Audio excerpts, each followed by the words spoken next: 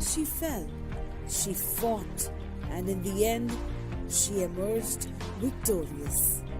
This is the woman of today, and she is made of steel. Come and watch how she slays. On She Slays today, I am joined by a very, very beautiful lady. Her name is Mahima Bhalotia, and she's come up with a concept of, I must admit, I did come across, it did cross my mind, but never really got down to doing anything about it. Mahima actually did. In the pandemic year was the year that defined her idea and what she wanted to do with it. It's called the Social Pathshala. Mahima has been slaying it ever since. Mahima, so nice to have you on the show. Warm welcome. Thank you so much, Annie, for the wonderful welcome. I'm so excited to be talking to you today about what I love the most, which is the Social Pathshala. Yay! Okay, first of all, before getting to Social Pathshala, which, by the way, involves senior citizens, and just like the name says, the title says, it has it in it that it's a Pathshala, it's a school where you can learn about social media. So we'll get to that. But tell me about your background. What is your background, your professional background, and how come this as an idea just came up? So I hail from a brand management background. I pursued my master's in luxury goods and services management back in 2017. After which, of course, I wanted to work in the corporate sector just to get a taste of it and how things work and get my hands dirty and all of that. But deep down my heart, I always wanted to do something different and something towards the society so that I could make a change for the people. And that is when this idea happened in 2019 when few of my office colleagues along with my boss, we were sitting in the office canteen and brainstorming ideas about side hustle, what others could do when they're not working.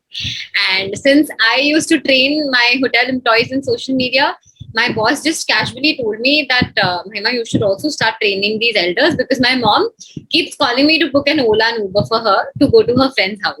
Aww. And he just mentioned that to me. And I found it to be so different and something which instantly, I could connect with. And that is when I just thought maybe I could take this ahead in the weekend when I have enough time to pursue this. And that's when 2020 happened and the pandemic happened. And I was supposed to join a new work, but it didn't materialize because they had stopped hiring. So I just took that as a hint to start something of my own. And that's when the Social Pathshala started. That is so cool. That is really, really cool. So you did have a background, but yet again, I think very organically it came together. Because you, like you rightly pointed out, that there has been a gap, a huge, huge gaping hole that we see in this community of how communication has become a big problem for them, especially in the social and digital era. And I think the pandemic actually, the fact that you sat back and had some time to mull over it, contemplate, also made you realize that this was the time that they needed it the most. And they were so handicapped, not knowing anything about it. So Mahima, tell us, how does this operate? It's very simple because I know my target audience would not understand anything complicated. So whoever wants to learn, of course, reaches out to me via word of mouth or if they come across my page on social media and there's a little WhatsApp number which they see, they just send me a hi on that WhatsApp number. I ask them why are they here for. And after that, I just add them to my broadcast list, which is only for circulating information about my weekly classes. Once that person is added to the list, they get a weekly update of all my classes and whichever class they're interested in, they can opt for that by paying the fees online. And after that, I take it forward from there. Oh, that is so cool. So you're saying there are very basic things like downloading apps, being able to then follow these apps, being able to book cabs, like you mentioned, which is a problem even with my parents. I mean, they can't do it. I have to do it for them, or my brother, or somebody has to do it for them. Or buying things online. Like the pandemic, I think, really pushed this up so much where they couldn't step out. They were the first people asked not to step out. So poor parents and elderly couldn't step out. They were so locked and grounded, something they haven't done all their life. And I think it has been far more difficult for them than it has been for us. And if there is anything we got to do or get for ourselves in terms of, running the household, we've taken the initiative and kept them, behind. So it's been really difficult and harsh on them. So, what are the kind of courses you offer, and what have you seen in the past year? Have the senior citizens been forthcoming? Have they been approaching you? What have you experienced? So when it comes to the content which I offer at the Social Pathshala, the courses which are available, it's as basic as learning WhatsApp. So there are so many senior citizens who do not know how Sure. to even reply to a particular message on the group in a WhatsApp chat. Absolutely. Hmm. They do not know how to pin a chat because they keep finding their family chats amidst all the chaos which is there on WhatsApp. So these are the basic things which I teach in WhatsApp. And apart from this, they also learn how to design festive greeting cards with me. Oh, There wow. are courses about how to design a particular greeting card for a particular occasion, how to edit a photo. There are courses on basic video editing skills. Then I also do courses on understanding some privacy features of Facebook because most of them are hearing from different sources that Facebook is not safe anymore. They should stop Right. using it. Sure. I come up with special courses as and when I see that there's a particular problem related to it. And apart from that, anything and everything, A to Z of technology is what we cover at the Social Pathshala. So our most popular courses are the designing course, which is a 2 days course in which they learn photo editing and card designing. And the second Wow. one is hidden features of WhatsApp, in which I tell them some hidden features which they could use on WhatsApp, which even youngsters may not know. I don't know. Oh my God, I've got to take this course from you. Yeah. Then the third most popular course is Zoom, of course, in which we do it over a period of 2 days, where in the first day we teach the students to learn Zoom from a participant point of view. And on the second day, we teach them how to use Zoom from a host point of view. So these are the most popular courses of the Social Pathshala. And apart from that, the feedback which we've received for our class on scanning documents using your phone has been very nice because most of these people cannot step out to scan some important documents Sure. that they have. Sure. So when we teach them how to scan their documents using their smartphones, things become easier for them. So these are my most popular courses at the Social Pathshala. This is just few of the ones which we teach. The list is pretty long. So it's very nice to come up with new topics and tell these people that you can also learn them. And talking about what kind of experience I've had with them in terms of their comfort level with social media, of course, it's very negligible. Most of them have a preconceived notion that it's not, social media is not for me. I'm 70 years old now. What am I going to do? I'm just going to live for the next 10 years. Right. These are one set of people. And the other set of people have been told by their kids or grandkids that they're too dumb to learn technology. Right. So that blockhead has not been removed even till now. It's slowly going there, but it's still not completely over. And the third set of people are the ones who feel that they are very happy without using technology. They feel more at peace when they don't use technology. Sure. So these are the three sets of people I have experienced, and each of them have a different perception about technology. But at the back of their mind, they know for sure that they're going to be dependent on it in the coming few years.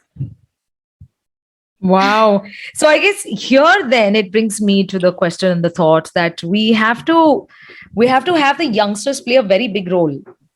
The children, the grandchildren play a big role, that they are as capable as anyone else could be, as much as young gun could be. They may be slightly slow due to the age-related effects that it has on the body, but that doesn't mean that their minds are as slow. And so if they're given the right opportunity and the right atmosphere and environment, they're more than happy to learn. In fact, this then affects their mental capacity. They become far more active. They become very positive, affirmative. This is then going to trickle down on the rest of the family, and everybody else is going to feel so good about this. So what have you tried talking to the youngsters or the children or grandchildren or things like that? If there is a situation where senior citizens have come to you and said, what, I have to do this, but how do I convince my son or my daughter or anybody? So most of my students who learn with me, their kids are much older. They are maybe in their late 40s or in their early Right. 50s, and they stay outside India. So all I've seen is maybe while them talking to their kids on the phone, and they say that, oh, you're learning with Mahima, say hi to Mahima, she's doing a great job. But I've also come across one of my students' grandkids who stays in US, and she's a lawyer. And she was the one who came across Social Pathshala on Facebook. And she reached out to me on the messenger saying that, Mahima, my Nani, she is 83 years old, but she has her own YouTube channel about cooking. I have opened the YouTube. Wow. But since I'm in the US, I don't get time and my parents are too busy. I wanted her to learn a few things on her own, especially, like designing something on Canva for her YouTube. And that is when I realized that there are some grandkids who are extremely enthusiastic about their Yeah. grandparents doing something even at that age.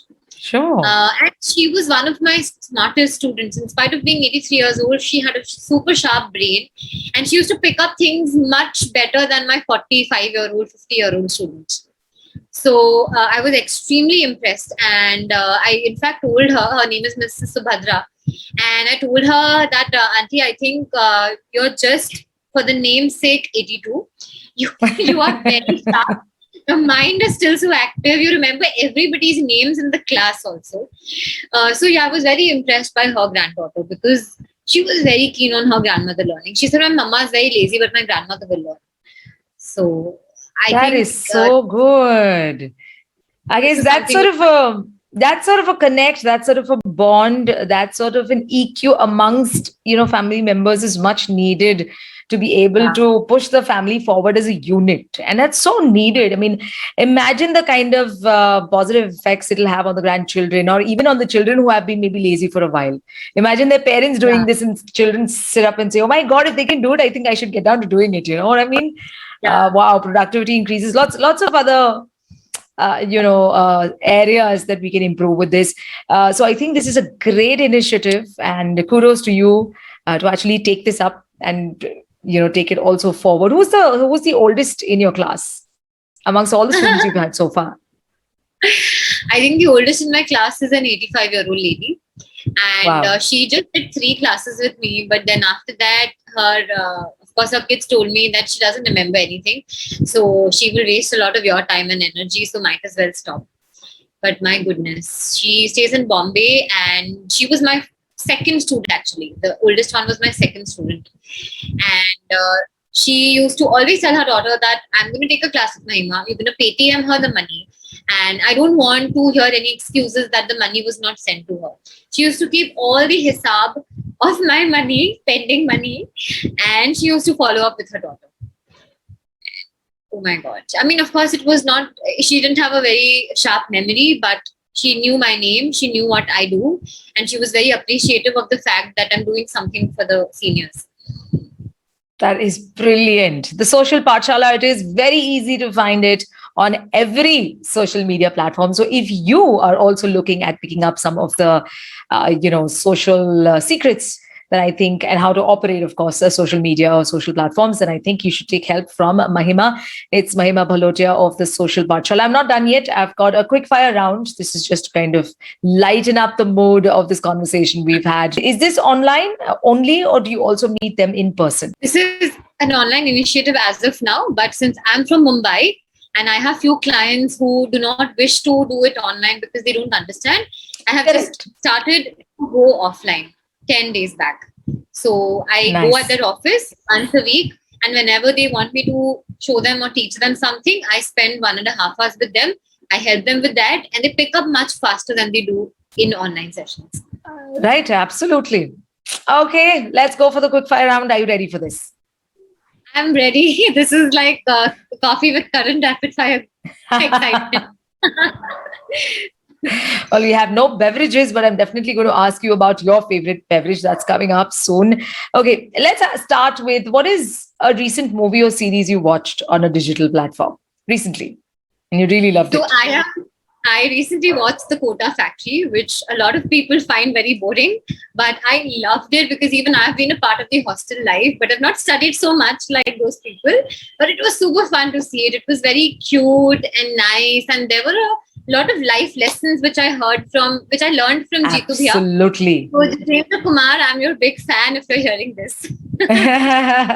Absolutely. I think Kota Factory is your is an extremely successful series, because, like you rightly pointed out, it might have given you a black and white chrome, but the effect it has of life lessons on you, and how very meticulously these life lessons are thought through and communicated to you.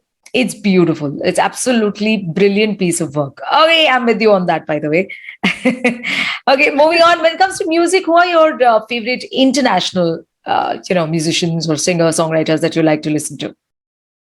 So I have attended the Dua Lipa concert when the OnePlus Music Festival was there in 2019. So I'm a big fan of Dua Lipa songs, and people would judge me for this, but I also like Justin Bieber. I love few of the songs that he's just released, so I hope nobody judges me for that. But these are two of my favorite artists, international artists for now. It's funny. For a long time, even I was worried about getting people that, maybe I like Justin Bieber, but look at him and look at where he is today. The kind of work he's done. He started off at what? He took off at 14. That is a very young age for anybody to take off at and to be, a global star. And maybe he's had his faults, but come on, if you're growing up with so much attention and the spotlight on you, anybody is expected to be a little disarray with their personality. But he's brought it all together, and with the kind of collaborations he's doing, he's again back in action. And it's barely a few years that he may have missed in the middle. Nobody even remembers that, but today he still is the most followed person on social media. That means something, I guess. So even if anybody judges you, you shouldn't care two hoots about it. I don't anymore. Yeah, I think he's really good with his latest collaborations. He's really been doing a good job. Okay, what's your favorite book? So actually, my current book, which I'm reading, is an autobiography of a yogi by Sadhguru. My favorite book, since I'm a marketing person, is The Contagious. Because in that book, they've suggested you ways in which your brand could become viral, even if you're not investing in a lot of social media. It talks about why you should be focusing on good word of mouth publicity. So I think that is one book which all marketers should definitely read, which is The Contagious. Oh, cool. I'm going to keep that in mind. Who was your childhood celebrity crush? Oh my God, that was Shah Rukh Khan. I was a big fan of Kuch Kuch Hota Hai. So yeah, Shah Rukh Khan was my childhood celebrity crush. If you were to be a comic superhero for one day, who would it be and why? I think I would be a Batman. That goes without saying, because I would be able to, look after my loved ones at night when nobody is watching anybody. So yeah, I think that would be my favorite superhero character I would love to be. So cool. Which dessert makes you go weak in your knees? A chocolate chip muffin. Oh, okay. I can picture you in your Batmobile having a chocolate chip muffin. Yes. You'll make for a very, very good Batwoman, by the way. Chocolate chip muffin included. Yes. Okay. If there was one thing you were given a choice to eat for like a whole week, what would it be? Oh my God. I'm a Marwari. So my weakness is bhujia. So I would definitely choose to eat bhujia for 1 week in different food items, because I tend to put bhujia in poha, in vermicelli, in a lot of chilas and all of that. So yeah, I think bhujia would be that go-to item which I would put, which I'm not being able to because I'm dieting. So so cool. What's your favorite time of the day?